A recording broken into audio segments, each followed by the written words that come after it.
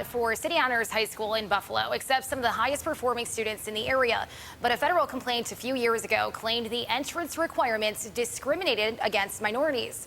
News 4's Angela Cristoforos tells us how the admissions process has been updated since then. Angela? Christy, City Honors is one of the most competitive schools in the country, so much so that it recently topped a Washington Post survey list of America's most challenging high schools. Though criteria-based schools like City Honors set a high standard, some have argued that not enough minorities have a shot at going there.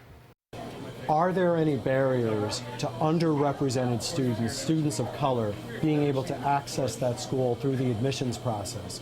That's the question Chief of Intergovernmental Affairs for the Buffalo Public School District says motivated changes to the admissions process at City Honors School to ensure that all students have a fair chance to compete for a seat. In the past, there was an essay that students had to write, there were teacher recommendations, and these types of criteria were all measured the same way and given the same value. Corestis says the Buffalo Public School District has instead decided to emphasize objective measures like the entrance test, GPA, and state assessments. Things that, students may not face barriers from other sources outside of their own control.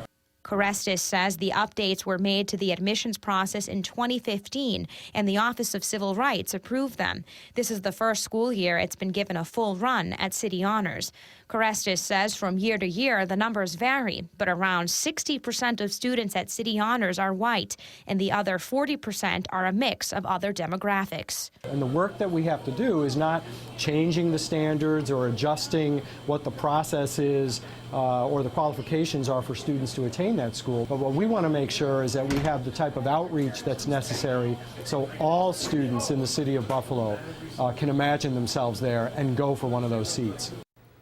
The Buffalo Public School District plans to begin an outreach campaign this summer all the way through admissions period in the fall so that underrepresented students of color who are qualified for a school like City Honors can get a shot at competing for a seat.